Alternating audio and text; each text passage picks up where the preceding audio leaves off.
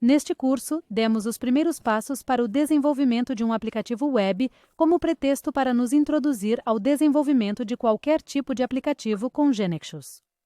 O ponto de partida foi a identificação das necessidades do usuário, que, embora não as mencionemos aqui, atualmente são obtidas a partir do que é conhecido como histórias de usuário e épicos, ambos em linguagem natural. Delas se deduzem as funcionalidades a implementar, especificamente a modelagem das entidades do sistema, que são representadas no GeneXus por meio de objetos transação. Mais uma vez, podemos chegar a este ponto manualmente, ou com a ajuda da IA generativa. Posteriormente, usando inteligência artificial simbólica, o GeneXus infere as relações existentes entre os objetos, o que resulta em uma modelagem do banco de dados e suas estruturas, como tabelas, índices e relações. E a partir dessa modelagem, o GeneXus gera automaticamente, utilizando inteligência artificial simbólica, isto é, determinística, o código-fonte necessário para efetivamente criar tudo isso, seja localmente ou em um ambiente de nuvem. Portanto, o objeto transação que nos dedicamos a estudar em seus detalhes no início do curso revela-se fundamental, porque dá existência à entidade no sistema, construindo no banco de dados as tabelas que são necessárias, auxiliando na normalização do banco de dados para manter a consistência. Mas não apenas isso, ele também provê uma tela para a manipulação dos seus dados, com a lógica para realizar as operações de CRUD sobre suas tabelas, controlando unicidade e integridade referencial, e possibilita estabelecer lógica específica da entidade por meio de fórmulas, regras e eventos. Além disso, adiciona commit automático para gerenciar a integridade transacional. É, portanto, um objeto multifuncional, abrangendo funcionalidades de back-end, a estrutura do banco de dados, tudo o que realiza as operações de CRUD e a implementação de lógica específica, quanto de front-end, toda a interface do usuário e a validação no nível do cliente. Mas também vimos que, através do tipo de dado Business Component que se obtém da transação, poderíamos encapsular as funcionalidades do back-end, deixando de lado as de front-end, o que nos dá uma grande potência para poder atualizar o banco de dados por código, garantindo também por ali a consistência. Não vimos neste curso, mas as transações também podem ser dinâmicas, no seguinte sentido: os dados que elas manipulam não sejam os das tabelas base da transação no banco de dados que é criado e mantido pelo aplicativo, mas sim de outras fontes. Deixamos aqui mencionado para que possam investigar em outro momento.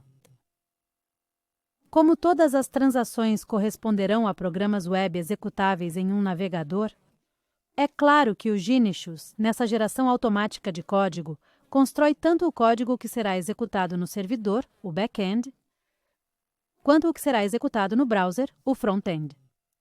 Foi o que fizemos incrementalmente toda vez que pressionávamos F5 para podermos ver rapidamente em execução as versões funcionais. A ideia é que o cliente possa ir validando essas versões e assim ir fazendo avançar a aplicação de maneira mais confiável. Mas para os usuários não é cômodo trabalhar diretamente com as transações. Eles necessitam de um nível de hierarquização das entidades que lhes permita gerenciar os dados de maneira ordenada e visualmente clara. Essas telas de gestão são implementadas com o objeto GeneXus, usado para mostrar informação, o Web Panel, e elas respondem a um padrão que no GeneXus é conhecido como Work With. Foi ali que estudamos como, ao aplicá-lo a um objeto transação, obtínhamos outros objetos, na maioria Web Panels. Em conjunto, esses objetos começam a dar corpo ao back-office web da nossa aplicação. Nesse contexto, vimos que podíamos criar objetos Web Panel do zero por nós mesmos, que permitissem ao usuário alguma interação com a informação da maneira que necessitássemos, já sem o uso de padrões. Assim como as transações, esses objetos oferecem uma tela para exibir o que é desejado, na qual colocaremos explicitamente controles. E eles também têm uma seção de eventos onde é possível programar código tanto do lado do front-end como o de eventos de usuário, por exemplo, que não precisem do servidor, quanto código do lado do back-end, o dos eventos Start, Refresh e Load. Nós nos concentramos fundamentalmente nestes últimos porque eram o pretexto para apresentar a forma mais essencial de consulta do banco de dados. O comando foreach é o comando fundamental do GNexus para a navegação de uma tabela e sua estendida. Este comando expressa a mesma lógica de navegação de todas as outras formas de consulta do banco de dados no GNexus que depois vimos, e por isso foi tão importante estudá-lo. Foi ali que surgiram em nosso horizonte dois objetos imprescindíveis para o desenvolvimento de todo o back-end: o objeto Procedure e o objeto Data Provider. Estudamos suas diferenças. Vimos que o procedimento permitia a codificação procedural, enquanto o Data Provider era declarativo. E que ele era mais restritivo que o procedimento, pois sempre retornava uma saída. E também uma saída estruturada. Foi ali que estudamos o tipo de dado SDT. Mas mais adiante, quando estudamos os Business Components, também vimos que, por ser estruturado, valia esse tipo de dado como resultado de um Data Provider. Mas, além disso, vimos depois que o procedimento também permitia codificar operações de CRUD, através de comandos específicos, que só podiam ser utilizados dentro do objeto procedimento. E comparamos essa solução com a que recomendamos mais fortemente, que era realizar CRUD através do tipo de dados Business Components, utilizável em qualquer lugar, ou seja, tanto em eventos de transações quanto em web panels, quanto no código-fonte dos procedimentos. Depois vimos como podíamos somar um objeto agent de inteligência artificial, que será criado automaticamente pelo GNexus dentro da Global Enterprise AI de forma quase transparente, e que será invocável na nossa KB de forma similar a um procedimento. Nós usamos um exemplo deste objeto para buscar informações da internet e assim podermos utilizá-las para preencher dados na transação. Mas este era apenas um caso particular de uso. Também falamos que o objeto agente pode ser usado no front-end de uma aplicação voltada ao cliente, como ao implementar um chat. O fato é que neste curso nós focamos mais na aplicação de back-office. Por essa razão, acabamos vendo como incluir no menu lateral os web panels que tínhamos criado manualmente, que eram carregados todos dentro de uma master page que tinha aquele menu, e como uma grande parte do visual do design estava expressa no objeto Design System, que se fundamentava naquele chamado unânimo, que vem no módulo GNexus, que vem com a KB. No entanto, com respeito à interface do usuário, nós apenas vimos os conceitos fundamentais. O curso teve um foco intenso no back-end. Por isso, terminamos vendo como incluir no final do curso o objeto API e as formas de obter dados de aplicações externas. Em resumo, vimos as primeiras etapas do desenvolvimento de uma aplicação web, em particular um back-office. E ali paramos. Porém, como mencionamos no começo do curso, o GNexus possibilita integração e entrega contínuas, automatizando o processo de desenvolvimento e operações, desde a concepção da aplicação até a sua colocação em produção.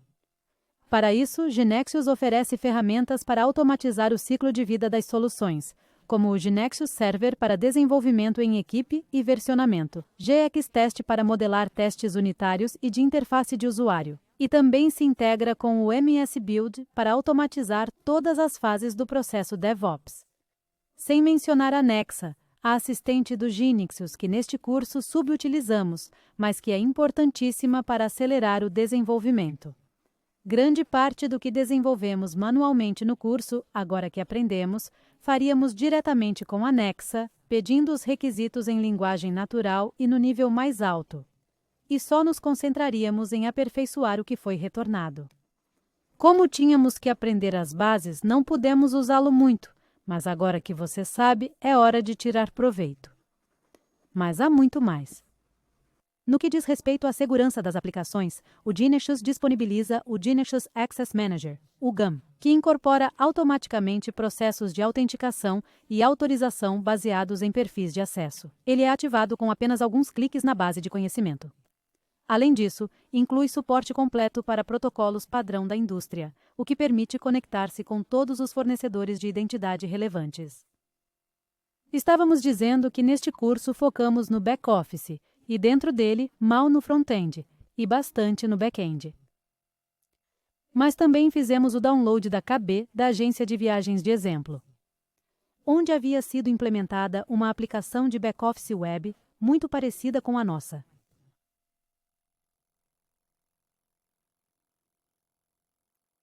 Porém também uma voltada ao cliente, implementada em Angular.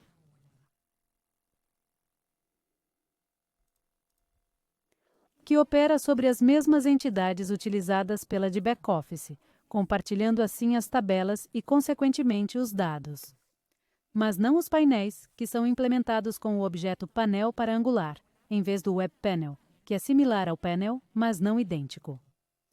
Essas diferenças valem para a parte do front-end da aplicação e não para o back-end, que é o código que roda no servidor e sempre é implementado em .NET ou Java. Nada nos impediria de implementar a aplicação Customer Facing para que seu front-end fosse em .NET ou Java em vez de Angular. Com o conhecimento alcançado neste curso, só nos faria falta aprofundar nos aspectos de UI para conseguir isso. Para a implementação em Angular, em contrapartida, precisamos, além disso, conhecer um pouco mais sobre as diferenças entre Web Panels e Panels. Temos um curso específico de desenvolvimento de aplicações em Angular com GNX que você pode fazer. O mundo dos Panels é também o das aplicações móveis nativas. Com esses mesmos objetos, podemos gerar a aplicação para Android ou iOS. Também temos um curso específico para estudar as particularidades do desenvolvimento mobile nativo. É importante notar que, com GNX, podemos implementar de verdade aplicações multi-experiência, porque não se tratará de aplicações independentes, mas sim que compartilharão tudo o que for compartilhável, e só será preciso recodificar o que for diferente. Em todas as situações, geralmente para o front-end, começamos com um design criado em alguma das ferramentas de design disponíveis no mercado. Por exemplo, aqui temos no Figma o design de 4 telas da aplicação web. As mesmas para tablet, bem como para o celular. Esse design pode ter sido feito manualmente por um designer, como foi neste caso, ou com a ajuda de IA. E como transferimos isso para o GNX? No exemplo, foi feito manualmente, mas também é viável importar os arquivos de design diretamente no GNX, pois também tem inteligência artificial para a sua incorporação. Apesar de que, por enquanto, exige que certas convenções sobre o design original sejam cumpridas previamente. Nós também temos cursos que se concentram especificamente nisso, do lado do designer.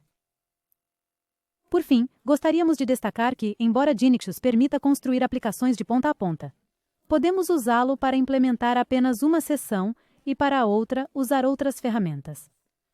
Por exemplo, podemos usar GNX para a construção do back-end e para o front-end desenvolver, por exemplo, em Angular diretamente. Ou vice-versa. Ou mesmo para cada parte de cada coisa, dado que GNX é facilmente integrável.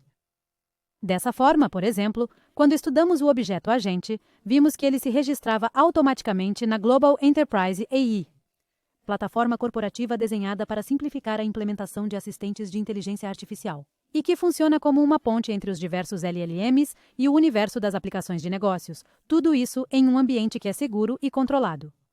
Assim, quando o objeto agente no GNX recebe um texto em linguagem natural, ele se conecta com o motor de inteligência artificial através do Global Enterprise AI.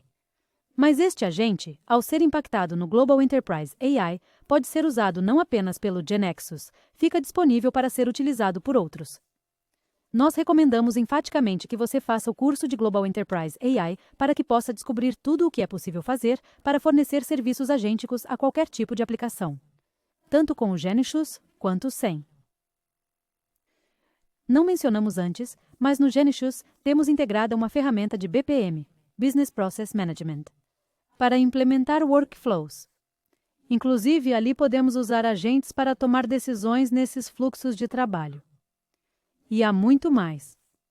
Nós te convidamos a explorar os vários sites que disponibilizamos, seja para você realizar cursos, para assistir a vídeos ou para ter acesso à documentação técnica. Esperamos que você tenha gostado e aprendido. Foi um prazer acompanhá-lo nesta jornada.